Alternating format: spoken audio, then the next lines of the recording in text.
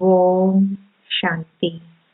20-4-2024 காலை முரளி பாப்தாதா மதுபன். சாராம்சம். இனிய குழந்தைகளே, நீங்கள் யோக சக்தியின் மூலம் இந்த உவர்நீர் கால்வாயை கடந்து வீடு திரும்ப வேண்டும். ஆகையால் நீங்கள் செல்ல வேண்டிய இடத்தை நினைவு செய்யுங்கள். ஏழைகளாகிய நீங்கள் இப்பொழுது செல்வந்தர் ஆகுகின்றீர்கள் என்ற சந்தோஷத்தில் நிலைத்திருங்கள். கேள்வி: தெய்வீக குணங்கள் என்ற பாடத்தில் கவனம் செலுத்துகின்ற குழந்தைகளின் அடையாளங்கள் என்ன? பதில்: நான் செய்வதையே பிறரும் செய்வார்கள் என்பது அவர்களின் புத்தியில் எப்போதும் இருக்கும். அவர்கள் எவரையும் தொந்தரவு செய்ய மாட்டார்கள். அவர்கள் எப்பொழுதும் பிழையான அல்லது தவறான வார்த்தைகளை பேச மாட்டார்கள். அவர்கள் எப்பொழுதும் தமது எண்ணங்களினாலோ வார்த்தைகளினாலோ செயல்களினாலோ எவருக்கும் துன்பம் விளைவிக்க மாட்டார்கள். தந்தையை போன்று தாமும் சந்தோஷத்தை கொடுக்க வேண்டும் என்ற இலக்கை ஒருவர் கொண்டிருக்கும் போதே அவர் தெய்வீக குணங்கள் என்ற பாடத்தில் கவனம் செலுத்துகின்றார்கள் என்று கூறப்படுகின்றது. ஓம் சாந்தி. ஆன்மீக தந்தை இனிமையிலும் இனிமையான ஆன்மீக குழந்தைகளுக்கு விளங்கப்படுத்துகின்றார். அவர் உங்களுக்கு நினைவு யாத்திரையை கற்பிக்கின்றார். குழந்தைகளாகிய நீங்கள் நினைவு யாத்திரை என்பதன் அர்த்தத்தை புரிந்து கொண்டிருப்பீர்கள். பக்தி மார்க்கத்திலும் அவர்கள் தேவர்களையும் சிவபாபாவையும் நினைவு செய்த போதிலும் நினைவு செய்வதன் மூலமே அவர்களின் பாவங்கள் அழியும் என்பதை அவர்கள் அறியாதுள்ளார்கள். தந்தையே தூய்மையாக்குபவரும் அவரே உங்களுக்கு தூய்மை ஆகுவதற்கான வழியை காட்டுகின்றார் என்பதும் குழந்தைகளாகிய உங்களுக்கு தெரியும். ஆத்மாவே தூய்மையாக வேண்டும். ஆத்மாவே தூய்மையற்றவரும் ஆக்குகின்றார். தந்தை பாரதத்திற்கு மாத்திரமே வந்து நினைவு யாத்திரையை கற்பிக்கின்றார் என்பதை குழந்தைகளாகிய நீங்கள் அறிந்துள்ளீர்கள். அவர் அதனை வேறு எங்கும் கற்பிக்க முடியாது. நீங்கள் பல பௌதீக யாத்திரையில் சென்றுள்ளீர்கள். ஒரேயொரு தந்தையால் மாத்திரமே இந்த யாத்திரையை கற்பிக்க முடியும். மாயை அனைவரின் புத்தியையும் விவேகமற்றிருத்தல், அதாவது புரிந்து கொள்ளாதிருத்தல் என்ற பூட்டினால் பூட்டிவிட்டாள் என்று தந்தை குழந்தைகளாகிய உங்களுக்கு விளங்கப்படுத்தியுள்ளார். நீங்கள் மிகவும் விவேகமானவராகவும் செல்வந்தராகவும் தூய்மையானவராகவும் இருந்தீர்கள் என்பதை தந்தையிடமிருந்து நீங்கள் இப்பொழுது அறிந்து கொண்டுள்ளீர்கள். நாங்கள் முழு உலகிற்கும் அதிபதிகளாக இருந்தோம். நாங்கள் இப்பொழுது மீண்டும் ஒருமுறை அவ்வாறு ஆகுகின்றோம். தந்தை எங்களுக்கு எல்லையற்ற மிகப்பெரிய ராஜ்யத்தை கொடுக்கின்றார். ஒரு லௌகிக்க தந்தை உங்களுக்கு 100, 1000 அல்லது மில்லியனை கொடுக்கலாம். ஆனால் இங்கே இனிய எல்லையற்ற தந்தை உங்களுக்கு எல்லையற்ற ராஜ்யத்தை கொடுக்கின்றார். ஆகையினாலேயே நீங்கள் இங்கே கற்பதற்காக வந்திருக்கின்றீர்கள். யாரிடமிருந்து? எல்லையற்ற பாபாவிடமிருந்து. பாபா என்ற வார்த்தை மம்மா என்ற வார்த்தையை விட இனிமையானதாகும். மம்மா உங்களை பராமரித்த போதிலும் தந்தை என்றால் தந்தையே. ஏனெனில் நீங்கள் அவரிடமிருந்தே எல்லையற்ற ஆஸ்தியை பெற்றுக் கொள்கின்றீர்கள். நீங்கள் இப்பொழுது சதா சந்தோஷமானவராகவும் சதா பாக்கியசாலியாகவும், அதாவது மணவாளனுடன் இருக்கின்ற பாக்கியத்தை பெற்றிருக்கின்றீர்கள். பாபா மீண்டும் எங்களை என்னவாக ஆக்குகின்றார்? இது புதியதொரு விஷயம் அல்ல. ஓர் அரசர் பகற்பொழுதில் செல்வந்தராகவும் இரவில் ஏழையாகவும் ஆகிவிடுகின்றார் என்ற கதை நினைவு கூறப்பட்டுள்ளது. தமது ராஜ்யத்தின் நிலையை அறிவதற்காக இரவில் அவர் ஓர் ஏழையைப் போன்று மாறுவேடம் பூண்டு வெளியில் செல்வாராம். நீங்களும் பகலில் செல்வந்தராகவும் பின்னர் எல்லையற்ற இரவில் ஏழைகளாகவும் ஆகிவிடுகின்றீர்கள். பாபா நாளாந்தம் உங்களுக்கு ஞாபகப்படுத்துகின்றார், குழந்தைகளே, நேற்று நீங்கள் செல்வந்த உலக அதிபதிகளாக இருந்தீர்கள். ஆனால் இன்று நீங்கள் யாசிப்பவர்களாகியுள்ளீர்கள். காலை பொழுது மீண்டும் ஒருமுறை வர உள்ளதால் நீங்கள் செல்வந்தர் ஆகுவீர்கள். இது மிகவும் இலகுவானதாகும். குழந்தைகளாகிய நீங்கள் செல்வந்தர் ஆகுகின்றீர்கள் என்று அதிகளவு சந்தோஷத்தை கொண்டிருக்க வேண்டும். இதுவே பிராமணர்களின் பகலும் பிராமணர்களின் இரவும் ஆகும். நீங்கள் இப்பொழுது பகலில் செல்வந்தராகிக் கொண்டிருக்கின்றீர்கள். நீங்கள் நிச்சயமாக அவ்வாறு ஆகுவீர்கள். எனினும் நீங்கள் செய்யும் முயற்சிக்கு ஏற்ப வரிசை கிரமமாகவே அவ்வாறு ஆகுவீர்கள். தந்தை கூறுகின்றார், இது உவர்நீர் கால்வாய் ஆகும். யோக சக்தியினால் நீங்கள் மாத்திரமே இதனை கடந்து செல்கின்றீர்கள். நீங்கள் செல்லவிருக்கும் இடத்தை நினைவு செய்ய வேண்டும். நாங்கள் இப்பொழுது வீடு திரும்ப வேண்டும். பாபாவே எங்களை அழைத்து செல்வதற்காக இங்கு வந்துள்ளார். அவர் அதிகளவு அன்புடன் விளங்கப்படுத்துகின்றார், இனிய குழந்தைகளே, நீங்கள் தூய்மையானவராக இருந்தீர்கள். 84 பிறவிகள் எடுத்ததால் நீங்கள் தூய்மையற்றவர் ஆகியுள்ளீர்கள். எனவே நீங்கள் மீண்டும் ஒருமுறை தூய்மையானவர் ஆக வேண்டும். தூய்மையாகுவதற்கு வேறு வழியேதும் இல்லை.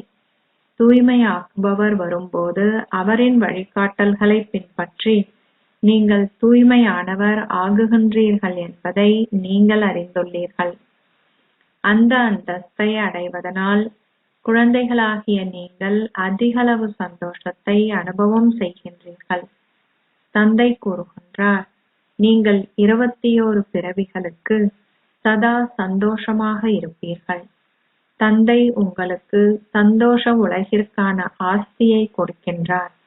ஆனால் ராவணனோ உங்களுக்கு துன்ப உலகிற்கான ஆஸ்தியையே கொடுக்கின்றான்.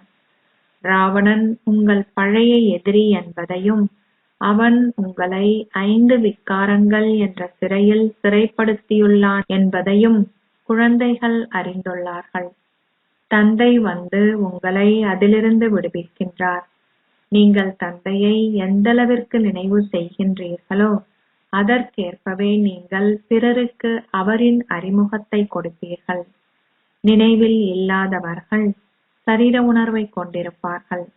அவர்களால் தந்தையை நினைவு செய்யவும் முடியாது. பிறருக்கு அவரின் அறிமுகத்தை கொடுக்கவும் முடியாது. ஆத்மாக்களாகிய நாங்கள் சகோதரர்கள். நாங்கள் எங்கள் வீட்டிலிருந்து எங்களின் வேறுபட்ட பாகங்களை நடிப்பதற்காகவே இங்கே வந்துள்ளோம். முழு பாகமும் எவ்வாறு நடிக்கப்படுகின்றது என்பது உங்கள் புத்தியில் உள்ளது. உறுதியான நம்பிக்கை உடையவர்கள் இங்கே வந்து புத்துணர்ச்சி அடைகின்றார்கள். இது ஆசிரியருடனேயே இருந்து கற்கின்றதொரு கல்வி அல்ல. இல்லை, நீங்கள் வீட்டில் வாழ்ந்தவாறும் கற்கலாம். ஒரு வாரத்தில் இதனை நன்றாக புரிந்து கொள்ளுங்கள். பின்னர் சிலரை 6 மாதங்களின் பின்னரும் சிலரை 12 மாதங்களின் பின்னரும் பிராமண ஆசிரியர்கள் இங்கே அழைத்து வருகின்றார்கள். பாபா கூறுகின்றார், உங்களுக்கு நம்பிக்கை ஏற்பட்ட உடனேயே நீங்கள் இங்கே ஓடோடி வருகின்றீர்கள். நீங்கள் விக்காரத்தில் ஈடுபட மாட்டீர்கள் என்று ராக்கியையும் கட்டிக்கொள்ள வேண்டும். நான் சிவபாபாவிற்கு சத்தியம் செய்கின்றேன். சிவபாபா கூறுகின்றார், குழந்தைகளே, நீங்கள் நிச்சயமாக விக்காரமற்றவராக வேண்டும். நீங்கள் விக்காரத்தில் ஈடுபட்டால் நீங்கள் ஈட்டிய அனைத்தையும் இழந்து விடுவதுடன் 100 மடங்கு தண்டனையையும் பெற நேரிடும். நீங்கள் 63 பிறவிகளாக மூச்சு திணறிக் கொண்டிருந்தீர்கள். இப்பொழுது தூய்மையாகுங்கள் என்று உங்களுக்கு கூறப்பட்டுள்ளது. என்னை நினைவு செய்தால் உங்கள் பாவங்கள் அழியும். ஆத்மாக்கள் சகோதரர்கள் ஆவார்கள். நீங்கள் எவரின் பெயரிலும் வடிவத்திலும் சிக்கிக்கொள்ளக் கூடாது. ஒருவர் நாளாந்தம் கற்காதிருந்தால் அவரை நீங்கள் உடனடியாக இங்கே அழைத்து வரக்கூடாது. ஒரே நாளிலும் அம்பினால் இலக்கை தாக்க முடியும் என்று பாபா கூறிய போதிலும் நீங்களும் உங்கள் சொந்த புத்தியை பயன்படுத்த வேண்டும். பிராமணர்களாகிய நீங்களே அதி மேன்மையானவர்கள். இது உங்கள் மிகவும் மேன்மையான குலமாகும். அங்கே ஆன்மீக ஒன்று கூடல் போன்றவை இடம்பெற மாட்டாது. சத்சங்கங்கள், அதாவது ஆன்மீக ஒன்று கூடல்கள், பக்தி மார்க்கத்திலேயே இடம்பெறுகின்றன. சத்திய சகவாசம் உங்களை அக்கறைக்கு அழைத்து செல்லும் என்பதை நீங்கள் அறிவீர்கள். சத்திய யுகம் ஸ்தாபிக்கப்படும் போதே நீங்கள் சத்திய சகவாசத்தை பெறுகின்றீர்கள். இது எவரின் புத்தியிலும் பதிவதில்லை, ஏனெனில் அவர்களின் புத்தி பூட்டப்பட்டுள்ளது. நீங்கள் இப்பொழுது சத்திய யுகத்திற்கு செல்ல வேண்டும். நீங்கள் சத்திய சகவாசத்தை அதி மங்களகரமான சங்கம யுகத்திலேயே பெறுகின்றீர்கள். அந்த குருமார்கள் சங்கம யுகத்திற்குரியவர்கள் அல்ல. பாபா வரும்போது அவர் உங்களை குழந்தாய் குழந்தாய் என்று அழைக்கின்றார். அந்த குருமார்களை நீங்கள் பாபா என்று அழைப்பதில்லை. புத்தி காட்ரேஜ் பூட்டினால் இறுக பூட்டப்பட்டுள்ளது. பாபா வந்து பூட்டை திறக்கின்றார். மக்கள் வந்து தமது வாழ்வை வைரம் போன்று ஆக்குவதற்காக பாபா எத்தனை வழிகளை உருவாக்கியுள்ளார் என்று பாருங்கள். அவர் சஞ்சிகைகள், புத்தகங்கள் போன்றவற்றை அச்சடித்துள்ளார். பலரும் பயன் பெற்றால் நீங்கள் பலரிடமிருந்தும் ஆசீர்வாதங்களை பெறுவீர்கள். நீங்கள் பிரஜைகளை உருவாக்குவதற்கு முயற்சி செய்ய வேண்டும். அத்துடன் உங்களை பந்தனத்திலிருந்தும் விடுவித்துக் கொள்ள வேண்டும். நீங்கள் நிச்சயமாக உங்கள் ஜீவனோபாயத்திற்காக சேவை செய்ய வேண்டும். இறை சேவை காலையிலும் மாலையிலும் மாத்திரமே செய்யப்படுகின்றது. அந்த நேரத்தில் அனைவருக்கும் நேரம் உள்ளது. நீங்கள் வெளியில் எவருடன் வேலை செய்தாலும் இரு தந்தையரின் அறிமுகத்தை நீங்கள் தொடர்ந்து கொடுக்க வேண்டும். ஒவ்வொருவரும் வெவ்வேறான லௌகீக தந்தையை கொண்டிருந்தாலும் அனைவரின் பரலோக தந்தை ஒருவரே ஆவார். அவரே பரமாத்மா ஆவார். பாபா கூறுகின்றார், எனக்கும் ஒரு பாகம் உள்ளது. குழந்தைகளாகிய நீங்கள் இப்பொழுது எனது அறிமுகத்தை அறிந்திருக்கின்றீர்கள். உங்களுக்கு ஆத்மாக்களை பற்றியும் தெரியும். ஓர் ஆத்மாவை பற்றி கூறுகின்றார்கள், நெற்றியின் நடுவே அற்புதமானதொரு நட்சத்திரம் மின்னுகின்றது. இதுவும் அமரத்துவமான சிம்மாசனமாகும். ஆத்மாக்கள் ஒருபோதும் மரணத்தை அனுபவம் செய்வதில்லை. அவர்கள் சுத்தமாகிய பின்னர் அழுக்கடைகின்றார்கள். ஆத்மாவின் சிம்மாசனம் நெற்றியின் நடுவில் இருப்பதே சரியாகும். திலகத்தின் அடையாளமும் நெற்றியின் நடுவிலேயே இடப்படுகின்றது. தந்தை கூறுகின்றார், ராஜ்ய திலகத்தை உங்களுக்கு கொடுக்கும் வகையில் உங்களை நீங்கள் தகுதியானவர் ஆக்கிக் கொள்ள வேண்டும். ராஜ்ய திலகத்தை நானே அனைவருக்கும் கொடுக்கின்றேன் என்று நீங்கள் நினைக்கக்கூடாது. அதனை நீங்களே உங்களுக்கு கொடுக்க வேண்டும். அதிகளவு சேவை செய்பவர்கள் யார் என்பதும் பாபாவிற்கு தெரியும். சஞ்சிகையில் எழுதப்பட்டிருப்பவை மிகவும் நன்றாக உள்ளன. அத்துடன் நீங்கள் யோகம் செய்வதற்கும் முயற்சி செய்ய வேண்டும். ஏனெனில் யோகத்தின் மூலமே உங்கள் பாவங்கள் அழிக்கப்படுகின்றன. நாளுக்கு நாள் நீங்கள் மிகவும் நல்ல ராஜயோகிகள் ஆகுவீர்கள். நீங்கள் இப்பொழுது உங்கள் சரீரத்தை நீக்கிவிட்டு வீடு திரும்ப உள்ளீர்கள் என்பது புரிந்து கொள்ளப்படுகின்றது. குழந்தைகள் சூட்சும உலகிற்கு செல்கின்றார்கள். உங்களுக்கு அசரீரியான உலகையும் நன்றாக தெரியும். அது ஆத்மாக்களாகிய எங்களின் வீடாகும். மக்கள் சாந்தி தாமத்திற்கு செல்வதற்கே பக்தி செய்கின்றார்கள். அவர்களுக்கு சந்தோஷ தாமத்தை பற்றியும் தெரியாது. ஸ்வர்க்கத்திற்கு செல்வதற்கான கற்பித்தல்களை தந்தையை தவிர வேறு எவராலும் உங்களுக்கு கொடுக்க முடியாது. இது இல்லற பாதையாகும். இருவருமே முக்தி தாமத்திற்கு செல்ல வேண்டும். அவர்கள் பிழையான வழிகளை காட்டுகின்றார்கள். அதனால் எவராலும் வீடு திரும்ப முடியாது. தந்தை இறுதியில் அனைவரையும் வீட்டிற்கு அழைத்து செல்வார்.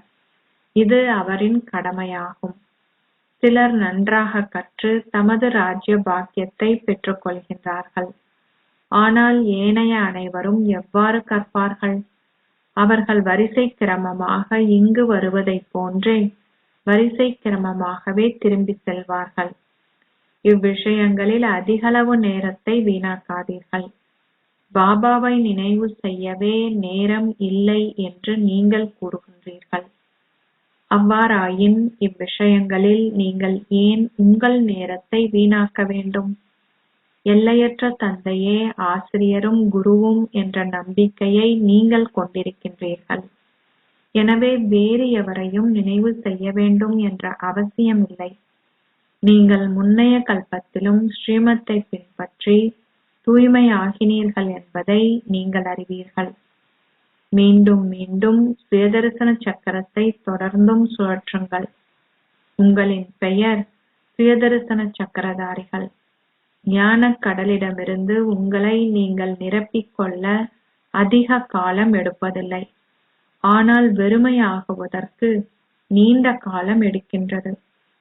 நீர் சக்கரத்திலிருந்து வாளியில் நீர் நிரப்பப்பட்டு பின்னர் வெறுமையாக்கப்படுகின்றது என்ற உதாரணம் உள்ளது.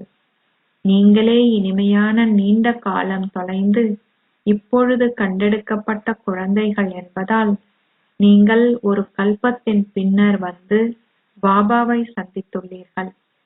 இதில் உறுதியான நம்பிக்கை இருக்க வேண்டும். நாங்கள் 84 பிறவிகளின் பின்னர் மீண்டும் ஒருமுறை வந்து தந்தையை சந்தித்துள்ளோம். தந்தை கூறுகின்றார், முதலில் பக்தி செய்தவர்களே ஞானத்தை முதலில் பெறுவதற்கான தகுதியை பெறுகின்றார்கள். ஏனெனில் பக்திக்கு பலன் கிடைக்க வேண்டும். ஆகவே எப்பொழுதும் உங்கள் பலனை தொடர்ந்து நினைவு செய்யுங்கள். அதாவது உங்கள் ஆஸ்தியை நீங்கள் நினைவு செய்ய வேண்டும். பலன் என்ற வார்த்தை பக்தி மார்க்கத்தை சேர்ந்ததாகும். ஆஸ்தி என்று கூறுவதே சரியாகும். எல்லையற்ற தந்தையை நினைவு செய்வதனால் நீங்கள் ஆஸ்தியை பெறுகின்றீர்கள். வேறு வழியேதும் இல்லை. பாரதத்தின் புராதன யோகம் மிகவும் பிரபல்யமானது. அவர்கள் தாம் பாரதத்தின் ஆதி யோகத்தை கற்கின்றோம் என்று எண்ணுகின்றார்கள். ஆனால் நாடகத்திற்கு ஏற்ப அவர்கள் ஹத யோகிகள் ஆகுகின்றார்கள் என்று பாபா விளங்கப்படுத்துகின்றார். நீங்கள் இப்பொழுது ராஜயோகத்தை கற்கின்றீர்கள். ஏனெனில் இப்பொழுது இது சங்கம யுகமாகும். ஆனால் அவர்களின் தர்மம் வேறானதாகும். உண்மையில் அவர்கள் குருமார்களை ஏற்றுக்கொள்ளக்கூடாது. எவ்வாறாயினும் நாடகத்திற்கு ஏற்ப அவர்களும் அதனை நிச்சயமாக செய்வார்கள். குழந்தைகளாகிய நீங்கள் இப்பொழுது தர்மம் நிறைந்தவர்கள் ஆக வேண்டும். தர்மத்திற்கு சக்தி உண்டு. நான் உங்களை அந்த தேவர்கள் ஆக்குகின்றேன். அந்த தர்மம் அதிகளவு சந்தோஷத்தை கொடுக்கும். என்னுடன் யோகம் செய்பவர்கள் என்னிடமிருந்து சக்தியை பெறுகின்றார்கள். தந்தையினால் ஸ்தாபிக்கப்படும் தர்மத்திற்கு அதிகளவு சக்தி உள்ளது. நீங்கள் முழு உலகிற்கும் அதிபதிகள் ஆகுகின்றீர்கள். இந்த தர்மத்தை தந்தை அதிகளவு புகழ்கின்றார்.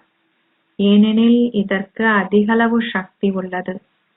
பலரும் சர்வ சக்திவானிடமிருந்து சக்தியை பெறுகின்றார்கள். உண்மையில் அனைவருமே சக்தியை பெறுகின்றார்கள். ஆனால் வரிசை கிரமமாகவே பெறுகின்றார்கள். நீங்கள் பாபாவிடமிருந்து விரும்பிய அளவை எடுத்துக் கொள்ளலாம்.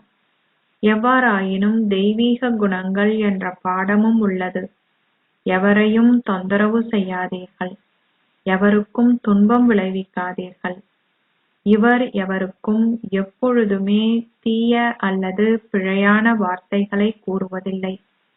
ஏனெனில் தான் செய்வதையே பிறரும் செய்வார்கள் என்பதை அவர் அறிந்துள்ளார். நீங்கள் அசுர குணத்திலிருந்து தெய்வீக குணங்கள் நிறைந்தவர் ஆக வேண்டும். நீங்கள் எவருக்கும் துன்பம் விளைவிப்பதில்லை என்பதை சோதித்துப் பாருங்கள். இன்னொருவருக்கு துன்பம் விளைவிக்காத எவருமே இல்லை. நிச்சயமாக ஏதாவது ஒரு தவறு இழைக்கப்படுகின்றது.